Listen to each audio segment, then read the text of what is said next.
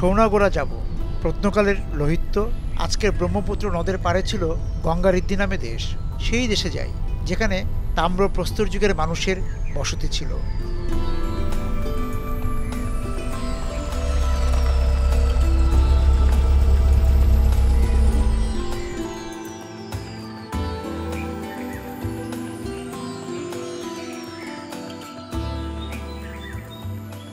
যীশুখ্রিস্ট পৃথিবীতে আসার ২৫০০ বছর আগে অর্থনৈতিকভাবে সচ্ছল মানুষের যাপন ছিল এখানকার ওয়ারি ও বটেশ্বর নামে সহোদর গ্রামে।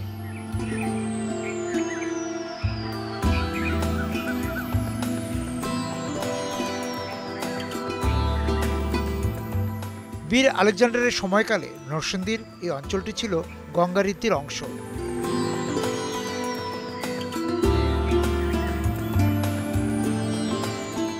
এই অঞ্চলের শাসকদের সামরিক শক্তির খবর জেনে আলেকজান্ডার এই পথ মারাননি। দুই গ্রামের মাঝ দিয়ে বয়ে যাওয়া কয়রা নদী, স্বল্প দূরে ব্রহ্মপুত্র নদের অবস্থান প্রমাণ দেয় এই অঞ্চলটি নদীবন্দর ছিল।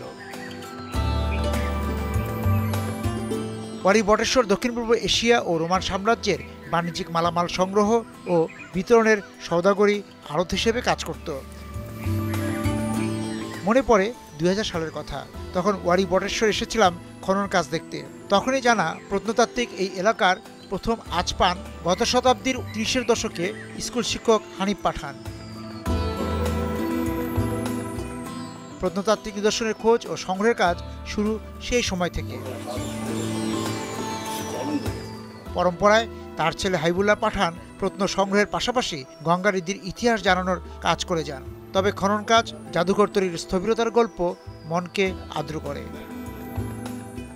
এটা হাতির হাড়। আচ্ছা, এটা হাতির হাড়। হাতি প্রচুর ছিল এখানে। এখানে প্রচুর হাতি ছিল। তারপরে সেই সময় যে সৈন্যদল ছিল তাদের সাথে হাতি ছিল। হাতি ছিল, প্রচুর বন ছিল এখানে। হাতি, গন্ডার, ভাল্লুক। মানে এটা হচ্ছে গন্ডার। এটা গন্ডার। তারপরে সেই সময় নরসিংদীতে গন্ডার ছিল। হ্যাঁ, গন্ডার ছিল প্রচুর। একটা গ্রামের নামও আছে গন্ডার দিয়া। স্যার বসি। আচ্ছা, এই যে ওয়ারি বটেশ্বর নরসিংদীর, এটা তো গঙ্গারিদ্ধি সভ্যতারই অন্তর্গত। ওয়ারি বটেশ্বর কারা ছিল এই সম্পর্কে ইতিহাস খুব একটা সোচ্চার না, কারণ এই ব্যাপারে আলোচনাই হয়নি।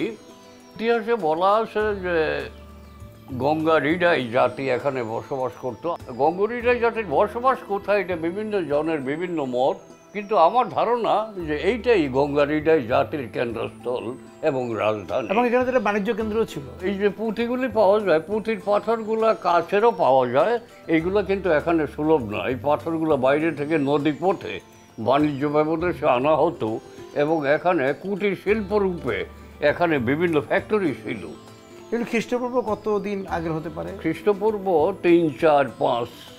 কুণ্ডবনে পুকুরিকা, এটা ধর্মীয় নিদর্শন, ছোট্ট পুকুর। এটা নিচের যে ছাইগুলো সেগুলো নেদারল্যান্ডে কার্বন 14 পরীক্ষা হয়েছে। দুটা ডেট পাওয়া গেছে, ২৪৪০, ৩০, ২৪৫২। এটা বোঝা যায় যে খ্রিস্টপূর্বাব্দে এখানে মানব বসতি বিস্তার লাভ করেছিল।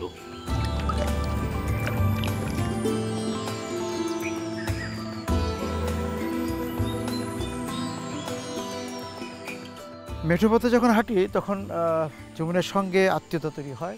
মাটি কথা বলে, মাটি জানায় যে তার সঙ্গে ফেলে আসা সভ্যতাগুলোর যে সম্পর্ক আছে, সেই সম্পর্কর বার্তাটাও কিন্তু আমরা পাই এবং সেই বার্তা পেয়ে আমরা কেউ অনুসন্ধান করি, খোঁজ করি, ফিরে যেতে চাই ফেলে আসা সেই সভ্যতার কাছে। কখনো কখনো যাই, কখনো কখনো আমরা যেতে পারি না।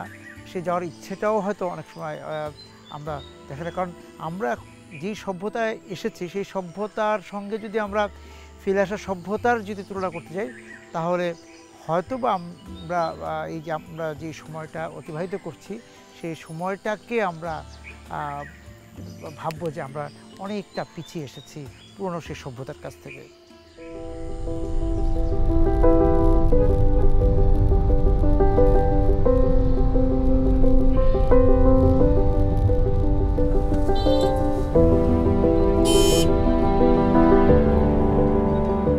শৈশবে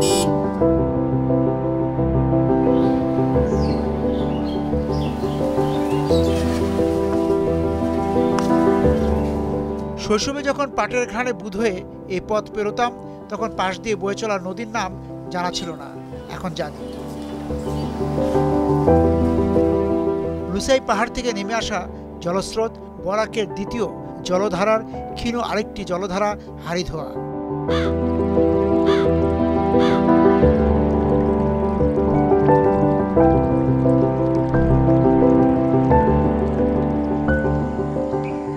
মেঘনা ও হারিধোয়া এই দুই জলস্রোতের মিলনস্থলে গড়ে উঠেছে নরসন্দী জলপথটি।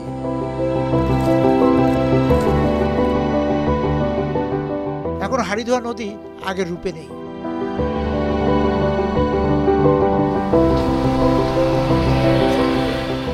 পাটের গুদামঘরগুলো বন্ধ। নদীর পাড় ঘেঁষে ৯-১০টা পাট কোম্পানি ছিল। নরসন্দীতে পাটের আড়তদারি প্রথা চালু ছিল। ব্যাপারী বা ফড়িয়ারা গ্রামে গ্রামে ঘুরে পাট কিনত। চাষিরা নিজেরাও পাট এনে আড়তদারদের গুদামে পাট তুলতেন। সেই গুদামঘরগুলো এখন কঙ্কালসার হয়ে গৌরবময় অতীতের সাক্ষী হয়ে টিকে আছে কোনো মতে। প্রায় ১৫ বছর আগে যে জমজমাট ছিল পাটের, এখানে ৮-১০টা কোম্পানি ছিল, যেমন লতিফ ভবানী, ইউএমসি, আদমজি, ঢাকা জুট, তারপরে আপনার আলিজান জুট মিল, এইসব বাজার থেকে তারা পাট খরিদ করত। কিন্তু এখন পাট বাজারের এই জলসান নাই। নাই কেন? কৃষকের কাছ থেকে পাট তো সরকার মিল বন্ধ করে দিছে। এখন মিল বন্ধ করেছে, কৃষক পাট খরিদ করে কার কাছে বিক্রি করবে? যেমন আজকে তেনে 15 দিন আগে এক অটো পাট নিয়ে আসলো, নিয়ে এসে সমস্ত বাজার ঘুরতেছে, কিন্তু পাট কেউ খরিদ্দার নাই। আরো তারা এখন নাই, গুডাউনগুলো খালি। এখন পাটের গুডাউন হয়ে গেছে চালের গুডাউন। প্রায় ধরেন ১০-১৫ হাজার লোক খাটতো। আর এই যে এই হারিধোয়া নদী, এই নদী কিরকম দেখছিলেন, এখন কি অবস্থা? আমি ধরেই তো এখানে বাণিজ্যটা 1972 সনে স্বাধীনের পর নদীটা কাটাইছিল। নদীটা মরে যাচ্ছে আস্তে আস্তে। এখন নদী তো মরা, বিভিন্ন কেমিক্যালের জল আইসা এটা এখন দূষিত হয়ে আছে। এখন বৃষ্টি হইলে বোঝা যায় যে এটা কতটুকু দূষিত হয়েছে, কারণ ওই ভাটিতে জল নামে, মাছ মইরা মইরা উপরে উঠা যায়, তখন বোঝা যাচ্ছে যে তখন বোঝা যায় যে এটা কতটুকু দূষণ, মানে পাটও নাই, হারিধোয়া নদীও নাই।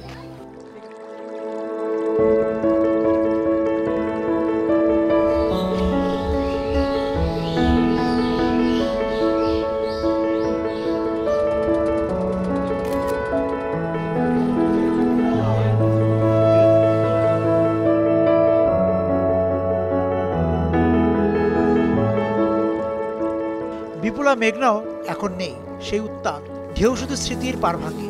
লঞ্চ টার্মিনালে দাঁড়িয়ে শ্রীনগরের দিকে চোখ রাখা, কোনো লঞ্চ উকি দেয় কিনা। লঞ্চ উকি দেয়া মানেই মরিচাকান্দি, সলিমগঞ্জ, বরিকান্দি পেরিয়ে মানিকনগর। আপনি সলিমগঞ্জ থেকে আসলেন? তো লঞ্চ না এই যে নবীনগর বা মানিকনগর থেকে আসতো? এখন ওই লাইন বন্ধ হয়ে গেছে। মানে মানিকনগর, নবীনগর, ভৈরব দিকে লঞ্চ যায় না? না, যাত্রী নাই নাকি? না, যাত্রী হয় না। ঘাট কটা এখন? এখন মাঝে গাড়ি হলো চলে মরিচ একটা আর চলে দুইটা। আর এখানে যে শ্রীনগর একটা ছিল না? আর ছিল গাড় ধরে না, ঘাট মাত্র দুইটা। গাড়ি লঞ্চ কটা চলে এখান থেকে? লঞ্চ আছে 14টা। এর মধ্যে 14টা লঞ্চ।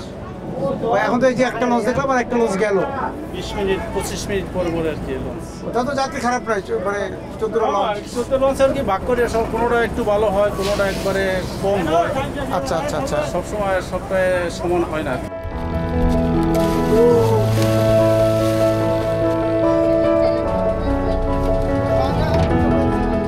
আমার শৈশবের রাজত্ব। লঞ্চের আকার ছোট হয়ে এসেছে, জলপথ। এখন আর আমার মানিকনগরে লঞ্চ ভিড়ে না।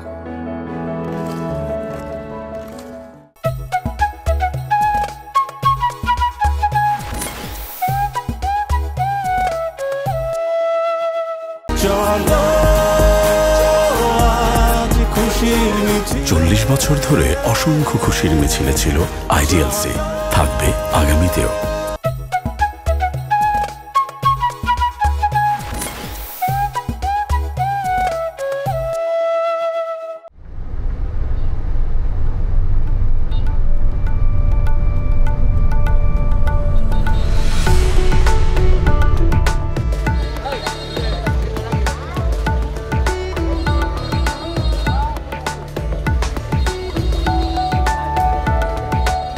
করটিতে নরসিংদী নিয়ে স্মৃতির যে ছাপচিহ্ন আছে সেখানে কলা আছে অনেকটা অংশ জুড়ে।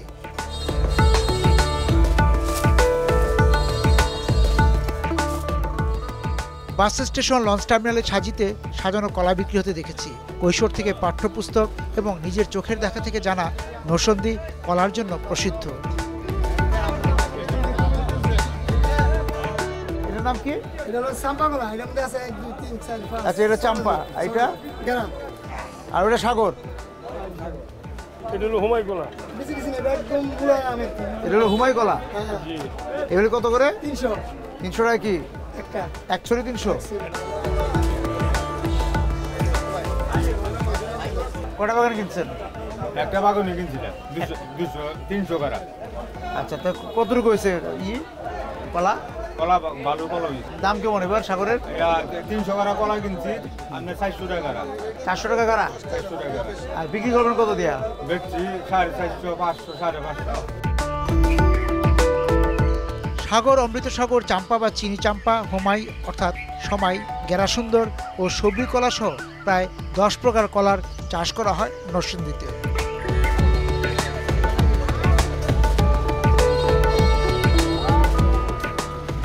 তবে মোগল আমল থেকেই স্বাদে অনন্য অমৃতসাগর কলা। অমৃত স্বাদ ও গুণের কারণেই ভৌগোলিক নির্দেশক বা জিআই পণ্যের স্বীকৃতিও পেয়েছে অমৃতসাগর। সাগর কলা কয় প্রকারের আছে আপনাদের এখানে? আমাদের এখানে সাগর কলা 2 প্রকারের আছে, তো একটা হলো নেপালি আর একটা হলো আমাদের মুর্শিদাবাদের দেশি সাগর। আমরা নেপালিটা করি না, একটু বাজার কম পাওয়া যায় কারণে।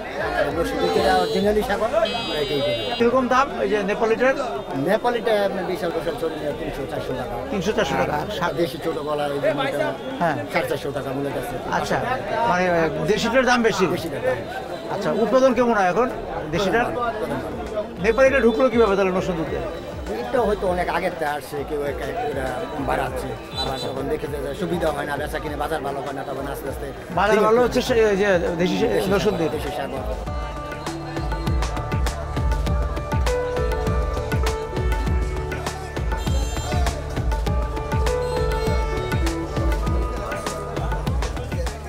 কলা কি 12 মাস হয় আপনার? হ্যাঁ, 12 মাস।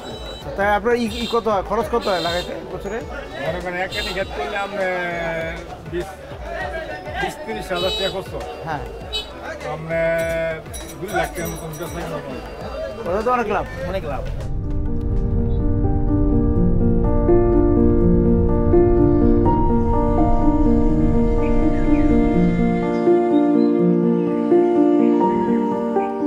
আশ্বিনের এই সময়টায় কৃষক ব্যস্ত থাকেন শীতের সবজির মাচা ও জমিন তৈরিতে। শীতে বাংলাদেশের যে কোনো ফসলের মাটি রঙিন থাকে সবজিতে।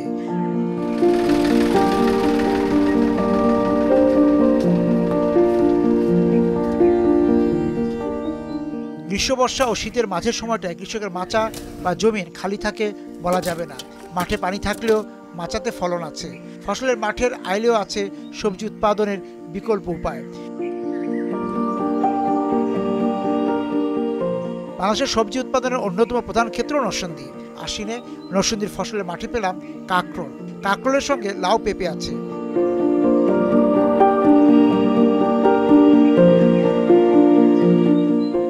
শীতে আসবে শিম। ধীরে ধীরে মাচার দখল নিচ্ছে শিম লতা। এই মাচাটা মনে করেন আজকে 6 মাস আগের থেকে করা। 7 মাস আগে মাচা করা। আর কাঁকরোল তুলতে শুরু করছেন কবে? কাঁকরোল তুলতে শুরু করছি মনে করেন 5 মাস আগের থেকে।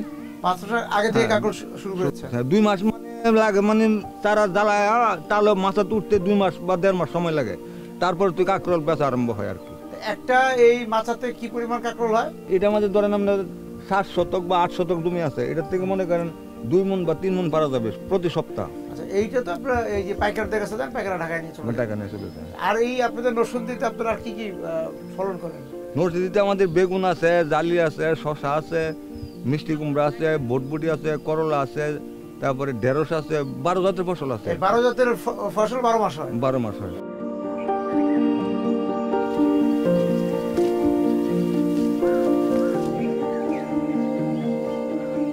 এখানে তাহলে সবজির পাশাপাশি হয়, ফলও হয় না?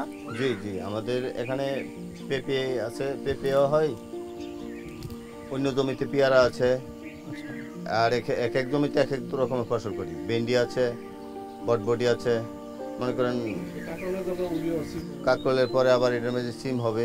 শীতের পর থেকে আমরা কাঁকরোল আরম্ভ হয়, আবার শীত আসার কিছুদিন আগে এটা শেষ হয়। আর শীতের জন্য কি? শীতের জন্য সিম, এই সিম আছে, বেগুন আছে। সিমটা এখন আসতে শুরু করে না? জি না, এখন কাতি মাসের থেকে এটা আসতে শুরু করে। আপনাদের এখানকার এই যে যারা কৃষক তারা মোটামুটি তাহলে সবজির উপরই নির্ভরশীল? জি, সবজির উপরে বেশিরভাগ নির্ভরশীল। ধান এখানে কম হয়? ধান একবারে নিচু জমি যেগুলি সেগুলিতে, উঁচু কোনো জমিতে ধানের ফসল হয়। আচ্ছা, কারণ ধানের চেয়ে তরকারিতে লাভ বেশি? লাভ বেশি।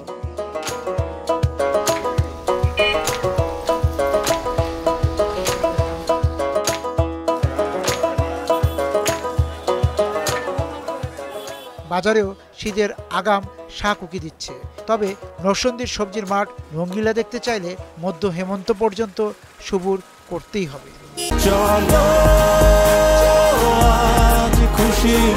40 বছর ধরে অসংখ্য খুশির মিছিলে ছিল আইডিএলসি, থাকবে আগামীতেও।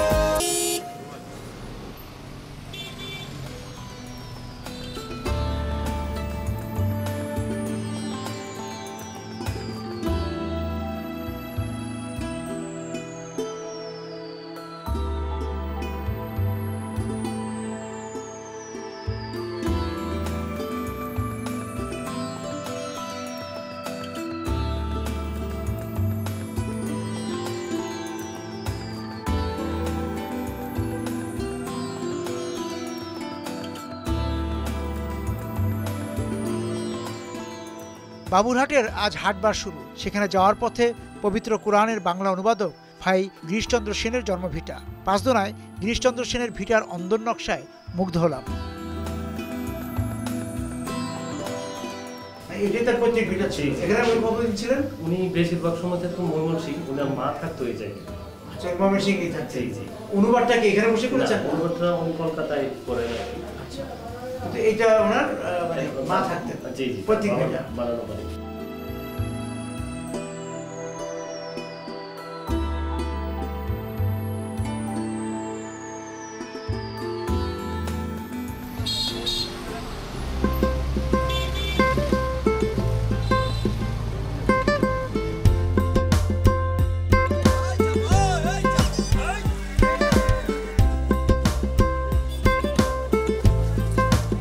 প্রাচীন তাম্রযুগ থেকে ব্রহ্মপুত্র তীরের এদিকটায় বস্ত্রশিল্পের জন্য প্রসিদ্ধ ছিল।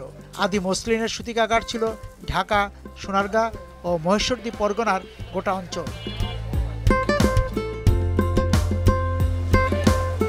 নদের তীরে একসময় আড়ং বসত।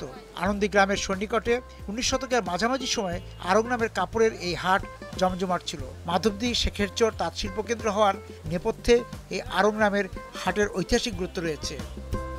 এই বাবুরহাটে আপনাদের ব্যবসা কতদিনের? অনেকদিন হয়, পুরনো ব্যবসা। এখন মানে বাবুরহাটের অবস্থা কি? আগে তো বাবুরহাটের এখন বেচা কিনি তো ভালো না বেচা কিনি। হাট তো 3 দিন আছে? হ্যাঁ, 3 দিন আছে, বিশেষ শুক্র শনি। আপনার ব্যবসা কতদিনের এখানে আপনি আছেন বাবুরহাটে? তো 20 বছর। নতুন কি আইটেম যোগ হয়েছে এই 20 বছরে দেখলেন? নতুন আপনার এই গস কাপড়ের মধ্যে বিভিন্ন আইটেম নতুন বাড়ছে, ডিজিটাল বিক্সির মধ্যে নতুন নতুন কোয়ালিটি।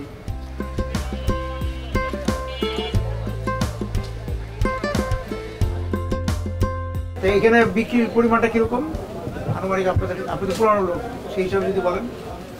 এখন আগের চেয়ে অনেক কম। এই কমতিটা কবে থেকে শুরু হলো? কমতিটা তো আমরা 2-5 বছর ধরে। যখন থেকে শাড়ির একটু ব্যবহারটা কমতে থাকলো তখন থেকে। গত শতকের 30-এর দশকের প্রথমেই যখন মাধবদীর জমিদারদের দ্বারা সুতা কাপড়ের হাট প্রতিষ্ঠিত হয় তখন একটা স্থায়ী রূপ পায়, যা এখনো চলছে।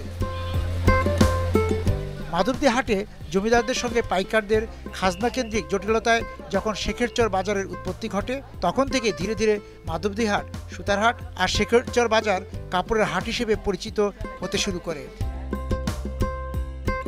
এই যে বেডশিটগুলো, এগুলো তো সব স্থানীয় মিলে তৈরি, লোকাল, সবগুলো লোকাল।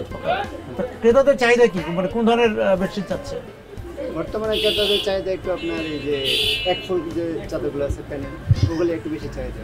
আর এমনি যে সুতির যেগুলো আগে ছিল ওগুলির প্রতি চাহিদা এখন কম, একটু কম।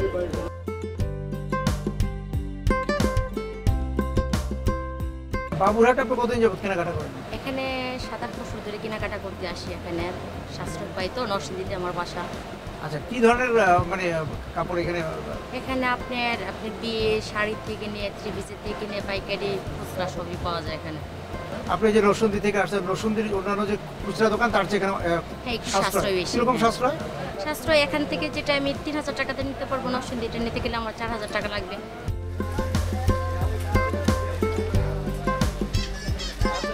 আপনাদের এখানে মানে কোন কোন ধরনের লুঙ্গি পাওয়া যায়? এই আপনাদের পাবনার চৌতার আর এই জয়পাড়া দোয়ারের ওইগুলো পাওয়া যায়। দামের কি অবস্থা? এগুলো 1600 থেকে উপরে আপনার এই 12,000 10,000 এরকম। 12,000? 12,000 টাকা দামের যে লুঙ্গি, সেটার মধ্যে কি সুতা দেন যে 12,000 টাকা দাম? এটা শুনলাম দেশের বাইরে থেকে সুতা আসে। আচ্ছা, কাশ্মীরি। ও কাশ্মীরি সুতা, তো দেখা যাবে? এটা 12,000 টাকা দাম, 3,000 টাকা পিস। আচ্ছা, এইটার কথা বলছেন যে কাশ্মীরি সুতা? হ্যাঁ, এর চাহিদা আছে? এটা ভালো চাহিদা। এই হাটে স্থায়ী দোকানের সংখ্যা প্রায় 3000 এবং প্রতি সপ্তাহে 3 দিন স্থায়ী এই হাটে 200 থেকে 250 কোটি টাকার লেনদেন হয়।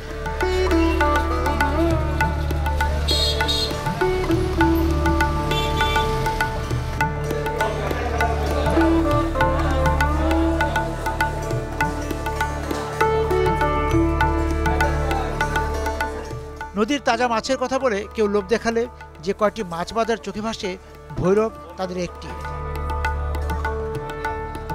আপনার এখানে যে মাছ এগুলো সব মেঘনা? চিংড়িও? চিংড়িও মেঘনা। তা আপনাদের কাস্টমার কারা, ক্রেতারা ভৈরবের লোক না বাইরে থেকে? বিভিন্ন জায়গা থেকে লোক আসে। কটা বন্ধ থাকে বাজার? আপনার 8:30 9টা পর্যন্ত।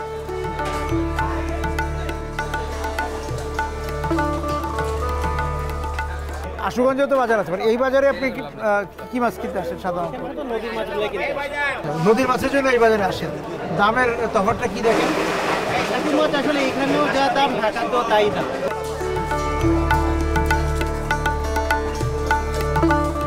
দেশি প্রজাতির মাছের জন্য ভৈরব অঞ্চলের মাছের খ্যাতি আছে।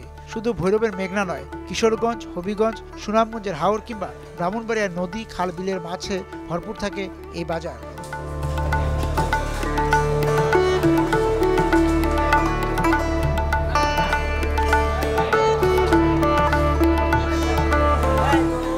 আশ্বিনের সন্ধ্যায় বাজারে মাছ নগণ্য। জেলে ও বিক্রেতারা বলছেন কার্তিক থেকে মাছের যোগান বাড়বে, তবে পরিচিত অনেক মাছ এখন দুর্লভ। কোনো কোনো মাছকে হারাই গেল নাকি? মানে এখন আর দেখেন বর্তমান প্রজন্ম যে অবস্থায় আছে, অনেক কোনো মাছ না, মানে অনেক ধরনের মাছই হারিয়ে যাচ্ছে। মাছ আছে রানী মাছ, বেতরাঙ্গি বলে রানী মাছ, এই মাছটা আমরা এখন আর দেখি না, চোখে পড়ে না। আচ্ছা, মাছ আগে যেরকম মাছ পাওয়া যায়? পাওয়া যায়, মানে সবকিছু মিলে টিলে চতুর্দিক দিয়ে পাওয়া যায়। কিন্তু আগে আরো অনেক জমজমাট ছিল, এখন বর্তমান সমস্ত রাত মাছের সংখ্যা তো অনেক কম। পাওয়া যায় না রাত ভোর পর্যন্ত, মানে সারা রাত খোলা থাকতো। হ্যাঁ, কিন্তু এখন তো আর সেই আগের মতো না।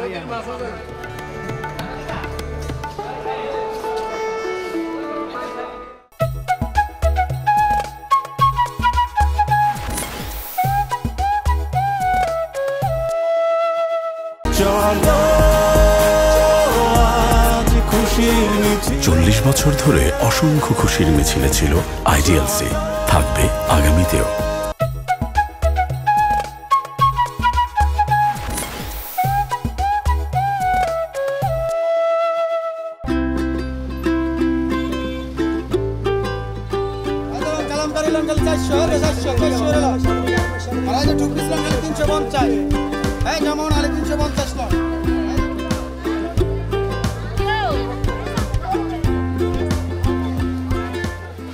এক প্রকার নেমন্তন্ন পেয়ে আসছিলাম অনেকদিন ধরে।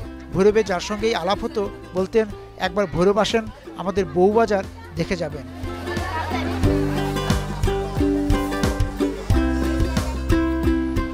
ভৈরব পেরিয়ে কত গন্তব্যে যাওয়া হয়, কিন্তু মেঘনা নদীর পাড়ের ভৈরবপুরে যাওয়া হয় না। এবার সুযোগ হলো, আশ্বিনের সকালে ভৈরবপুর এসে দেখি বাজার জমে গেছে। সর্বপ্রথম এই বাজারটা যে সময় এখানে জমে, ঠিক ওই সময় থেকে হাটে আছে, এখনো আছে।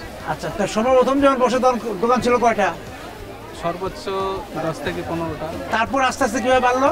আস্তে আস্তে ধরেন মানুষের সংখ্যা বাড়লো, কাস্টমারের, তারপরে বিক্রিটা বাড়লো, তারপরে দোকানদার বাড়লো, এইভাবে আস্তে আস্তে আস্তে হইতে হইতে এইভাবে আসছে। তো শুরু থেকে কি এই বাজারে মহিলারাই আসতো? মহিলারাই।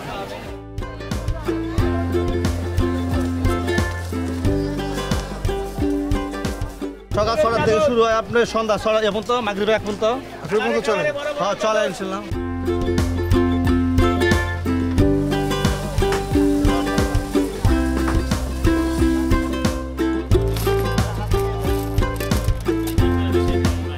ভৈরবের চারধারের এলাকা থেকে মহিলারা আসেন তাদের পছন্দের পণ্যটি কিনতে।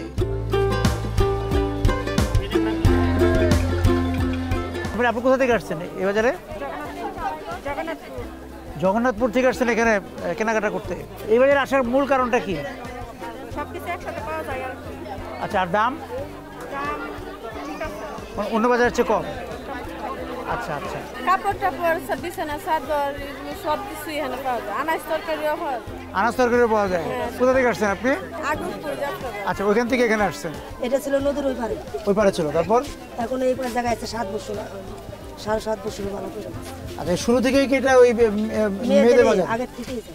আচ্ছা, এখানে কোথা থেকে মেয়েরা আসে? এই ভৈরবের মেয়েরা না? ভৈরবের বাইরের থেকে আসে, সিলেট থেকে আসে, চট্টগ্রাম থেকে আসে, অনেক জায়গা থেকে আসে। অন্য বাজারের চেয়ে বেশ সাশ্রয় কেনা যায় বলেই এই হাটের প্রচার প্রসার দুই বাড়ছে।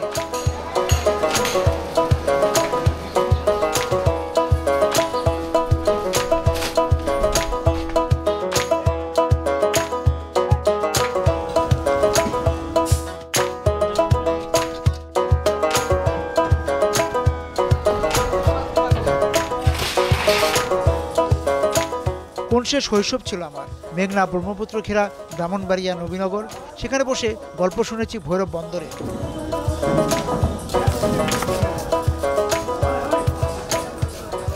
আপনারা এখানে সপ্তাহে কয়দিন মাল আনেন?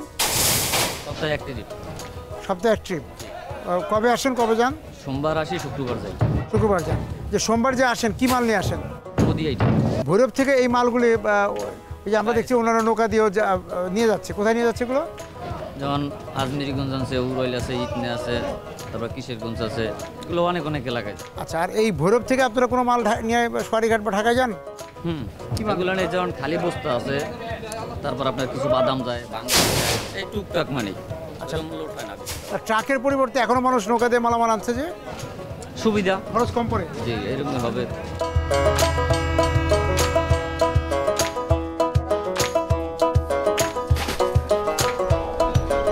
দাঁড়টানা পালতোলা নৌকা, বোঝাই ধান, পাট আর কত যে পণ্য। তাদের গন্তব্য ভৈরব।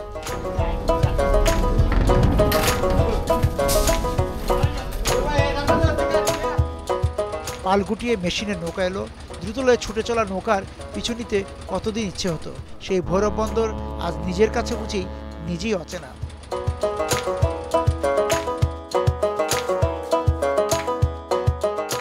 দাদার আমল থেকে নৌকাটা চালাইতেছি। দাদা গেছে গা, শাশু গেছে, আমরা চালাইতেছি। নৌকার তো পরিবর্তন হয়েছে। নৌকা পরিবর্তন আগে কাঠবুড়ি আছে, নন স্টিল করছি। আগে যখন কাঠবুড়ি ছিল তখন নৌকা কিভাবে আনতেন? নৌকা তো এই হাতে বাইছে এরা, দাদা এরা, পরে চাচার আমল ইঞ্জিল, এখন আবার আমরা ইঞ্জিল দিয়ে চালাইতেছি। যখন যে হাতে বাঁধে দন্তা পড়ে দড়ি দিয়ে আনতেন না। আচ্ছা, গুলটানার নৌকা দিয়ে কোথা থেকে মাল আনতেন? আমরা এই Madhyanagar Kalmakanda, Sunamganj district last border Madhyanagar থানা, ওই জায়গার থেকে আমরা আনতাম। ভৈরব তো মাল লইতাম, আর ধান আনতাম আশুগঞ্জ। সেই ভৈরবের যে আগের যে হাট ব্যবসা, এখনো এই ভৈরবের অবস্থা কি? এই সময় এক নৌকা মাল লইছে না, আরেক নৌকাতে নেওয়া হয়েছে। আমরা এক্সট্রা একটা নৌকাতে নেওয়া হয়েছে, আমরা এটা রুড হয়েছে, আরেকটা নৌকাতে নেওয়া হয়েছে। এখন আমরারও এখন মালও না। আগের ভৈরব আর নাই? না না, আগের ভৈরব নাই এখন।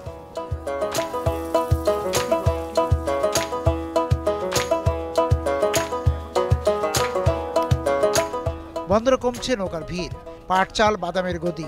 সড়ক পথের সঙ্গে যেন জলপথ পেরেই উঠছে না। তারপরও যতটুকু জল আঁকড়ে থাকার ইচ্ছে, তাও বাষ্প হয় বৈরী মানুষে। এই যে ভৈরব বন্দর, এক সময় এই নদী বন্দরের যে সুখ্যাতি ছিল, সুনাম ছিল সারা দেশে, প্রধান নদী বন্দরগুলো একটা ছিল ভৈরব বন্দর। এখন সেই ভৈরব বন্দরের অবস্থা কি? প্রায় 80% বাজারটি আমাদের নষ্ট হয়ে গেছে, ধ্বংসের পথে। এই বাজারগুলো কোথায় চলে গেছে? এই বাজারগুলো আপনার ধরেন আশুগঞ্জ, পার্শ্ববর্তী আরো বিভিন্ন জেলায় চলে গেছে।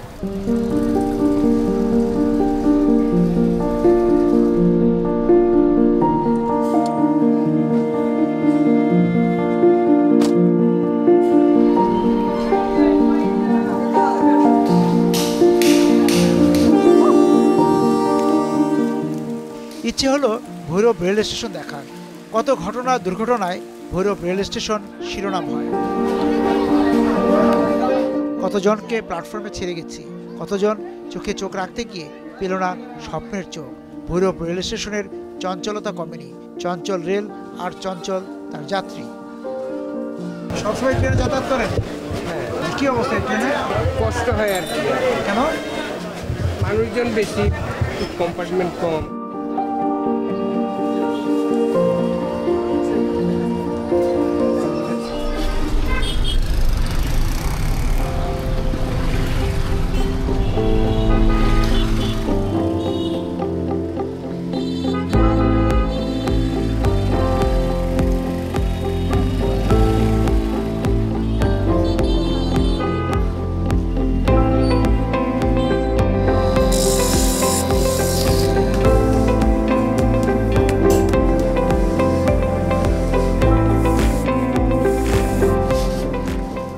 ভৈরবে পাদুকা শিল্প এক প্রকার চোখের আড়ালেই গড়ে উঠেছে।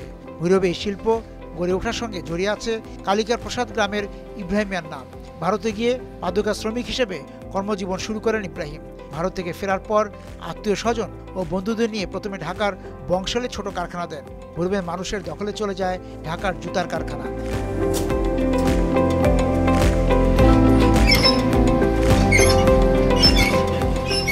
একসময় পুরান ঢাকায় চাঁদাবাজদের দৌরত্বে ব্যবসায়ীরা কোণঠাসা হয়ে পড়ে। অনেকেই তখন ঢাকা ছেড়ে ভৈরবে ব্যবসা গড়ে তুলতে থাকেন। এই কারখানা কবে থেকে চালু হলো? এখানে আমি আসছি 2013 সালে। আচ্ছা, তার আগে? তার আগে ঢাকা ছিলাম। পাদুকা বা এই যে জুতার যে কারখানা করলেন, এটা কাঁচামাল কোথা থেকে আনেন? কাঁচামাল এখন বর্তমানে ভৈরবে আছে, তারপরে যেটা নাই এটা আমরা ঢাকাতে সংগ্রহ করি। এগুলি খরচ পড়ে কত আপনাদের? আমরা বর্তমানে 250 টাকা দিতেছি। আর এই জুতা? এগুলো তো স্কুল জুতা। জি, যে স্কুল ড্রেস আমরা 300 টাকা জোড়া দিতেছি। ঢাকায় এগুলো বিক্রি ঢাকা আপনি এই যে কুরসাতে বুঝেন না, যাতে যেমন লাগতে পারে। আচ্ছা।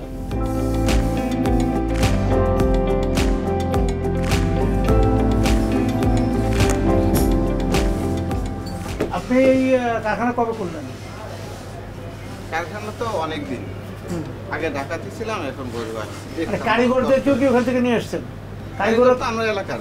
ও, সব ভৈরবের কারিগররা ওখানে ছিল? ভৈরব এবং কুলিয়ারচর। ও, কুলিয়ারচর। আচ্ছা, তো এখানে শ্রমিক বা কারিগর সংকট নাই? আগে অনেক বেশি লোক পাওয়া যেত, এখন বিদেশ ফটো এগুলাতে মানুষ ভুগে গেছে। এগুলো নগদ রুজি, আর এটা একটু বাকি রুজি। বাকি পুঁজি মানে এখানে আপনারা কিভাবে? সপ্তাহে টাকা দিয়ে আমরা, বা কেউ মাসে টাকা দেয়। সপ্তাহে কত পরে এখানে যারা কারিগর? যেমন ওনার আজকের মজুরি আসবে 1600 টাকা আজকের শুধু। তো যারা যেরকম কাজ করে এরকম প্রোডাকশনের উপরে। কাজ কি সবসময় থাকে? হ্যাঁ, মোটামুটি কাজ সবসময় থাকে।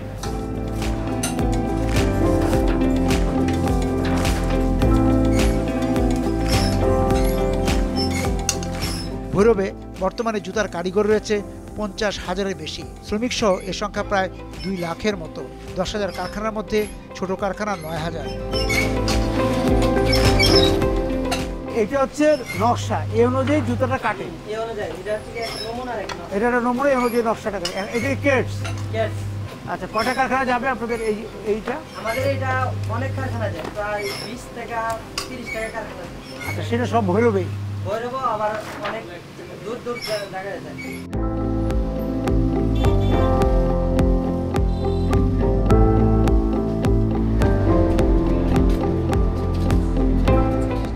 মোটামুটি 50,000 থেকে 1 লাখ টাকা বিনিয়োগে গড়ে উঠছে এসব কারখানা।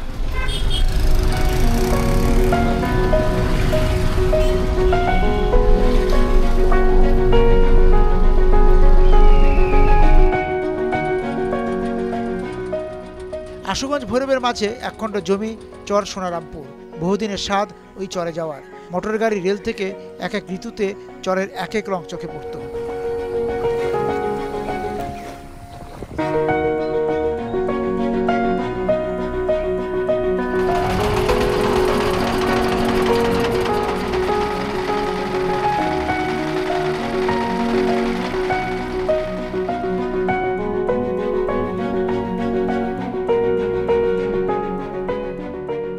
মেঘ আর রোদও চরকে ভিন্ন আলো দিত।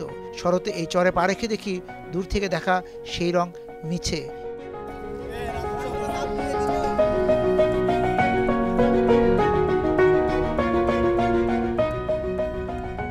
আপনাদের গ্রামের নাম কি দিদি? হ্যাঁ, আপনি এই গ্রামে কত বছর যাবত আছেন? 40 বছর দেব। মানে চরটা জাগছে কি 40 বছর? হ্যাঁ, আমরা যাই বাড়ি বানছি। আচ্ছা, আগে কই ছিলেন? আগে আমরা ওই আজকপুর আসছি, নসিমপুর। আপনাদের স্বামীরা কি কাজ করে? যে মাছ ধরে? মাছ ধরে, পরে ওই মনে করেন যে নৌকা কাজ করে। আর আপনাদের এই যে ছেলেপেলেরা কি এখন এই যে মাছই ধরে না পড়ালেখা করে? না, অন্য পেশা যাচ্ছে লোকজন নাকি?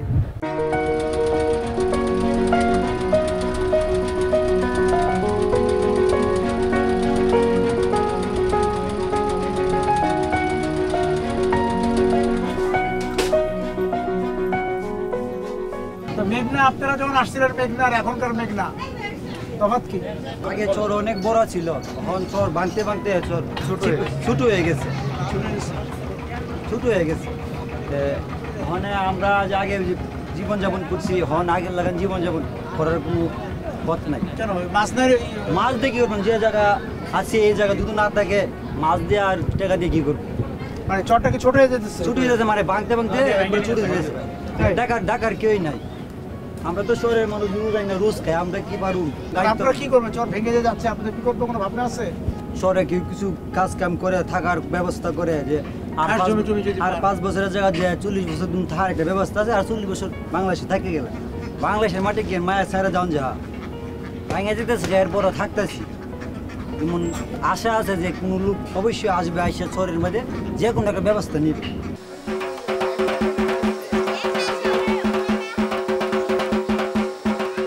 এখানকার মানুষগুলোর যাপনের রং সাদা কালো। বিশ্বকর্মা পুজোর রঙিন আলো সেই সাদা কালোর জীবনের কালচে দাগ ঢাকতে পারেনি।